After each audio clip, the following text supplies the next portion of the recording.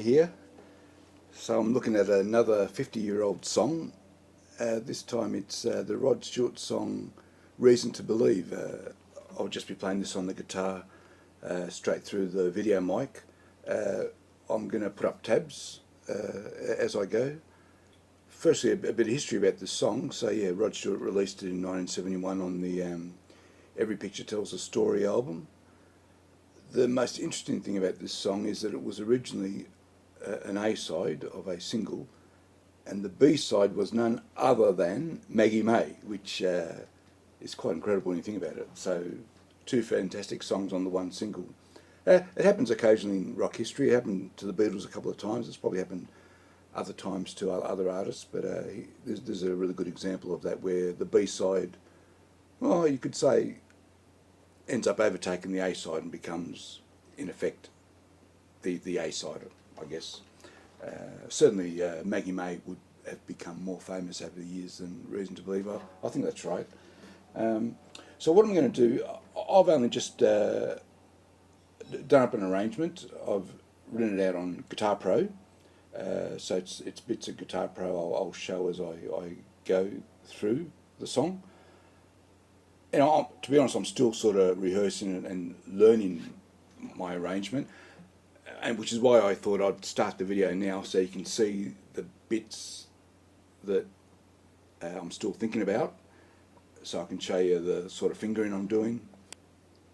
Then I'll do one final playthrough at the very end at normal speed with my Guitar Pro in the background keeping time. So let's do a very slow run through first, and then I'll go through it bar by bar. So it's a finger picking song. I've got very basic arrangements, just verse, chorus, and we end.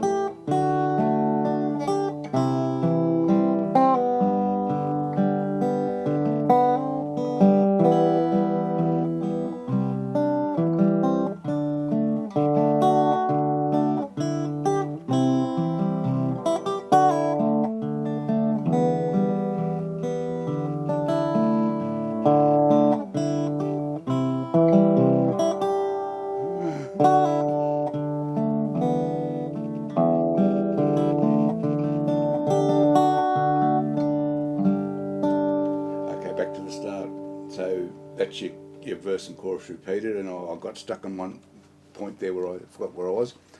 So that was slightly slower than what you would be playing. I mean, it's a slow song, by the way. 67 beats per minute is its normal speed. In my arrangement, and once again, I'll show the tabs for each bar as I go.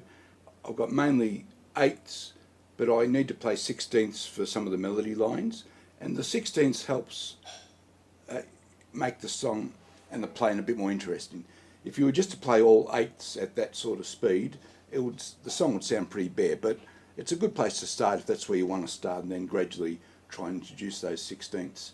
So I've got sixteenths to follow the melody line, and then occasionally I've got little flourishes where I want to fill in the gaps, and I do a little flourish, and I've got to run a sixteenths to sort of just add interest to the playing. So I'll mention those as I go. So Rod Stewart starts singing the song after a small instrumental intro. Let's put those first couple of bars up, or that should be the first three bars I've put up. He starts singing where that instrumental intro sort of finishes and is left hanging. So there's sort of no chord at the start, but because you go back to it after your first run through, the chords are actually a G and a D in that opening bar. So I'm starting with this G chord, but I'm not playing a whole G chord. I'm just got G bass, the open G string, and then I'm hitting that high D. And I'll go back to that open G. So they're opening four notes with the G bass. And then you've got essentially a D chord, but I'm playing like a D sus2, so open D and the open high E, and then that D note to that ring for a beat basically, and then you got the pull off from the C to an open B, back to the G, back to the G chord now. So you can see I'm rarely fingering the full chord. I'm just really playing the notes I need to play. So when you do that pull off, you want that B string ringing as you hit the G bass, and then it sounds nice. Then you've got a bit of filler. Well, it's actually the rest of the bar's filler.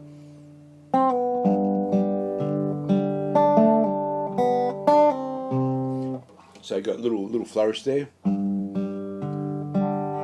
hit the G bass. I'm alternating the open G and D strings there, just as filler. And a little flourish, starting with that high D, A, open G, to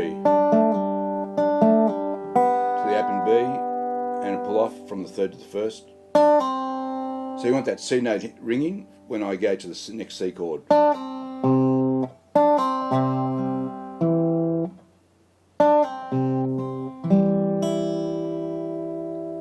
we're back to a D. Now note, I'm using my little finger to hit that high D. Just in this bit here, I just find it convenient because I'm on the C. Or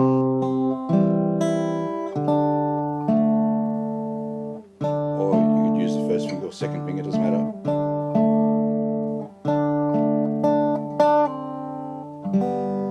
You got another little pull off from the D to the C there. But this time, you need to move your finger away to hit the open strings for the next G chord that follows, yeah?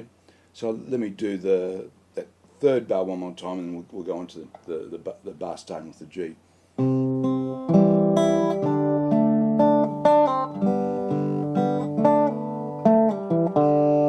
Once again, we've got another flourish. Play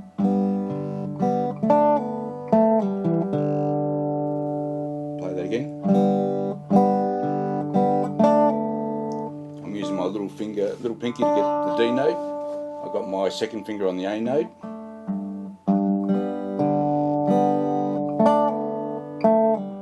That's a nice little run. Then I want to hold that open D for a full beat. See, there's a quarter note there. The only time you actually see a quarter note in the whole of my arrangement is this open D.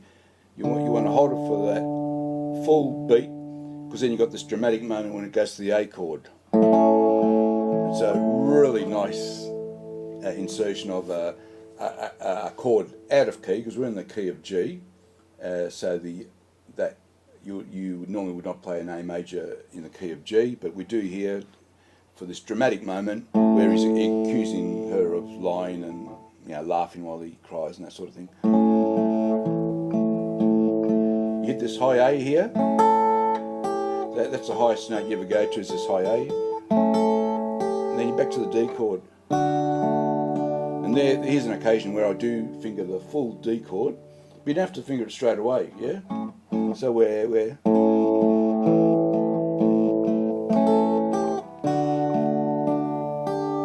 got that sus4 to the C chord. So you got to move that high G away to hit the high E. And then you got a pull off again to finish that bar with the C chord. So the G. So once again, you want that B string to ring for the start of the G. Let's do that again.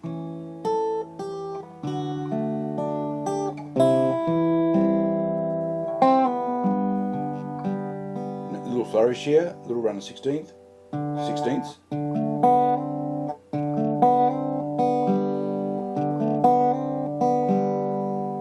We'll lend this G string ring, and that's why I've got the tie there. Lend that open G, last bit of that G chord has this open G note, lend it ring while we go to the E minor. So I'm playing all the notes of the E minor except the G note that's already ringing, because it's already ringing, yeah? So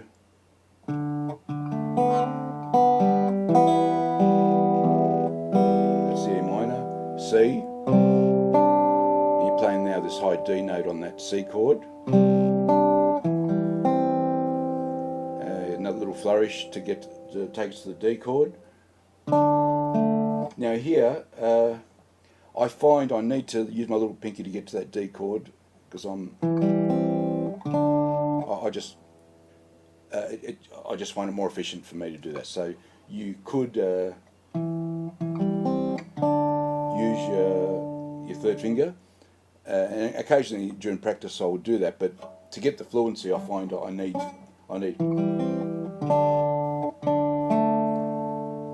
to use my little pinky to get there. And then I do want to use my first finger to hit that next A.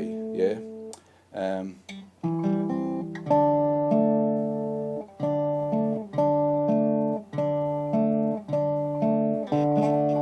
Unfortunately, I know that this is not so efficient, but I want to hit that, and then I want to change my finger into do the full major chord.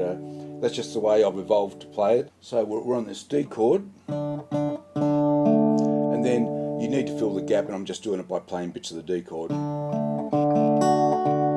Start of the chorus. Is that someone like you? I can't remember what the words are. C chord.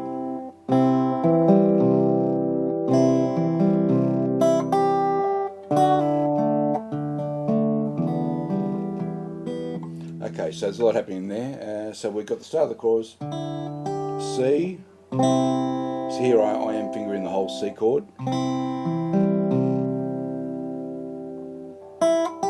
Now I find at this point, I find it easy just to take my fingers off. So you still got the A and G ringing. Take my fingers off to do reach that high G, and be ready for the. I just find it easy to use my first finger to hit the A note of the D chord. And then basically you got the same fingering for the D chord you'd normally have, using the same fingers. Now we're to the E minor. Open E, open high B, open G, to the D chord. So you got open D, you got the D and the high E, like a D sus2, back to that A note, and now to finish that D chord bar, I hit the open A, the alternative bass, the A note. Interestingly, for this bar, 4 beats, we are using every single open string of the guitar. I realised recently. So we've got E minor, so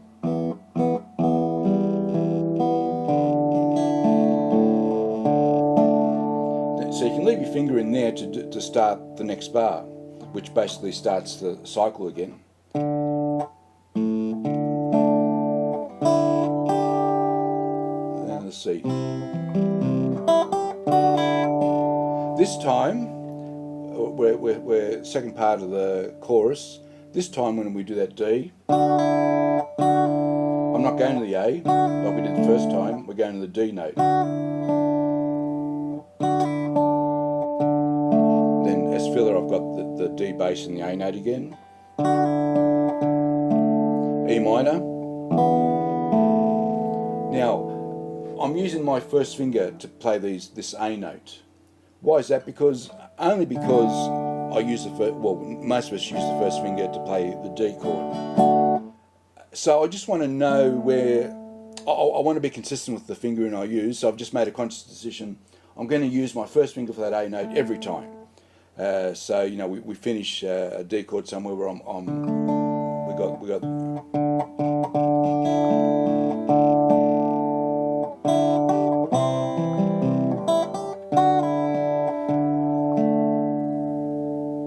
so there we're up to the D, to an E minor, but I'm going to use that A note again. So there's your open E bass, open B note.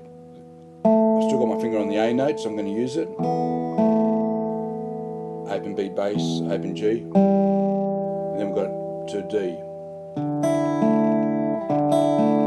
Got a little flourish where I do open D, open high E, back to the A. So I want to know where that A note is at all times, is what I'm trying to say, and I want to know, I'm going to use my first finger, so I'm not trying to think too hard when the time comes.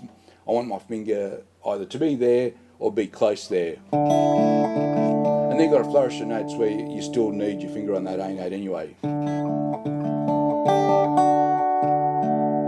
So that's just an ending where we're just doing little flourishes on the D chord, except when we have the sus4. There's just sus4. Now to finish here, I try to hit that final D note, sneak my little pinky there, so I can go straight away to the start. And my little finger's there already to start playing that D note I need to play in that first bar.